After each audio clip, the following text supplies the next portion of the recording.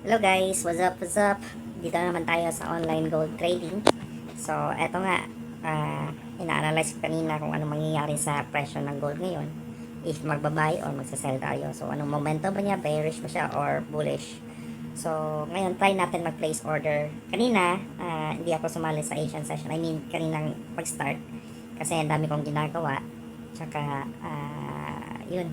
At tapos, eto ngayon, ano ba magiging trend ngayon? So, try natin analyze, no? Kung kanina, bagsak yung presyo ng gold hanggang 4,672 ata. Tapos, umakyat siya dito banda hanggang 4,729. Tapos ngayon, so nasa congestion area siya, no? So, ano kaya magiging takbo nito? So, ngayon, parang nasa resistance level siya. Try natin na sell. Sell. Oops. Tagal mag-place ng order. Pasensya na kayo baka sa connection ko to. Sell na, huy. Ngayon, yung capital ko nasa 88.63 na.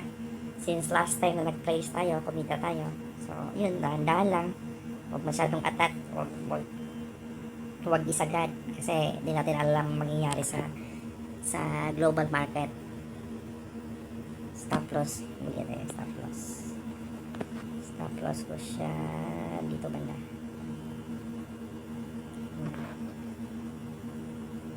At least $2. $2.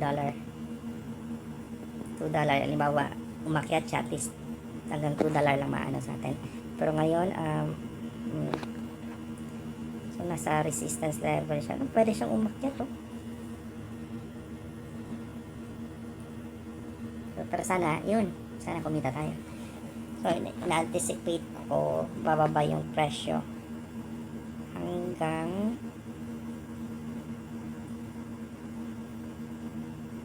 dito eh. Teka. Take profit tayo hanggang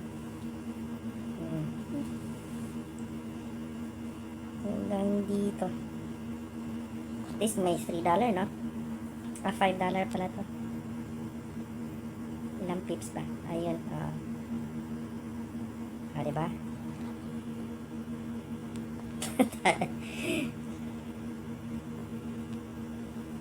Teka lang. Ayun, dyan nga. So sa online trading, di dapat maging atat. So, need mo lang ng patience tsaka virtue. Yan lang necessary sa game na to. If gusto mo sumali, tsaka hindi kagad mawala yung capital. Hindi talaga protektahan yung capital natin. So, last time, actually, sa capital ko, naging 88 siya. Actually, nag-start ako from $60 at ayun. 60 or $60, 68. So, hinay-hinay lang. No need maging kasi, need ko rin kasi siya aralin kung ano ang magiging takbo niya. So, ayun. Teka. Okay na yan. Tama na yan. Close ko lang. At least kumita na tayo. Diba? Boom. Kasi, yung momentum nito, iba-iba. Hindi siya para siyang halimbawa yung trend ngayon tataas tapos biglang bababa, so doon ka na siya sure. Anyway, yun, at least kumita nasa na tayo, record natin ulit sa susunod, at least nasa may $90 na tayo. So once umabot to ng 100, withdraw natin to, at least may kita, tapos start tayo ng siguro mga $10 or 20. So at least yun guys. Thank you so much. Happy trading. Hello guys, what's up?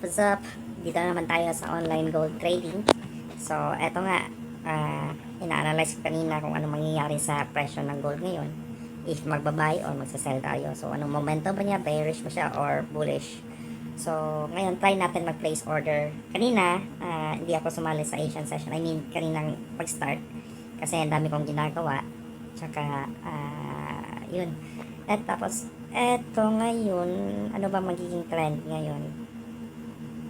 So, try natin analyze, no? Kung kanina, bagsak yung presyo ng gold hanggang 4,672 ata. Tapos, umakyat siya dito banda hanggang 4,729. Tapos ngayon, so, nasa congestion area siya, no? So, ano kaya magiging takbo nito? So, ngayon, parang nasa resistance level siya. Try natin na sell. Sell. Oops. Tagal mag-place ng order. Pasensya na kayo baka sa connection ko to. Sell na, huy. Ngayon, yung capital ko nasa 88.63 na. Since last time na nag-place tayo, kumita tayo. So, yun, dahan-dahan lang. Huwag masyadong attack. Huwag isagad. Kasi di natin alam mangyayari sa global market. Stop loss. Hindi na stop loss. Stop loss ko siya dito banda.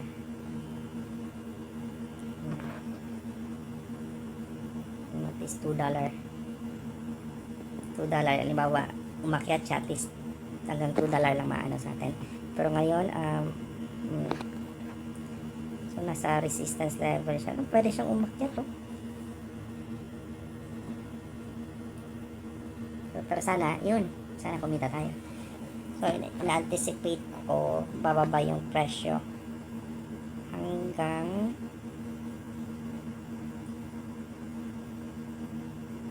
dito eh. Teka. Take profit tayo hanggang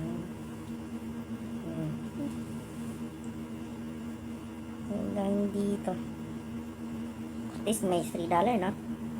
$5 pala to. Ilang pips ba? Ayun. Diba?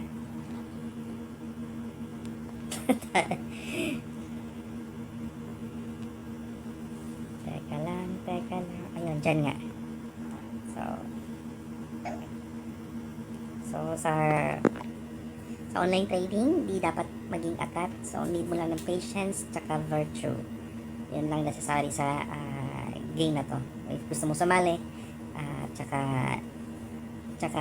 hindi kagad mawala yung capital. Need talaga protektahan yung capital natin.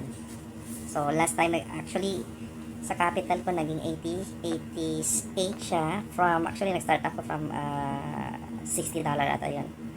60 or $60, 68. So, hinay-hinay lang. No need maging kasi need ko rin kasi siya aralin kung ano ang magiging takbo niya. So, ayun. Teka. Okay na yan. Tama na yan. Close ko lang. At least kumita na tayo, diba? Kasi, yung momentum nito, iba-iba. Hindi siya para siyang halimbawa yung trend ngayon tataas tapos biglang bababa, so doon ka na siya sure. Anyway, yun, at least kumita nasa na tayo, record natin ulit sa susunod, at least nasa may $90 na tayo. So once umabot to ng 100, withdraw natin to, at least may kita, tapos start tayo ng siguro mga $10 or 20. So at least yun guys. Thank you so much. Happy trading. Bye bye.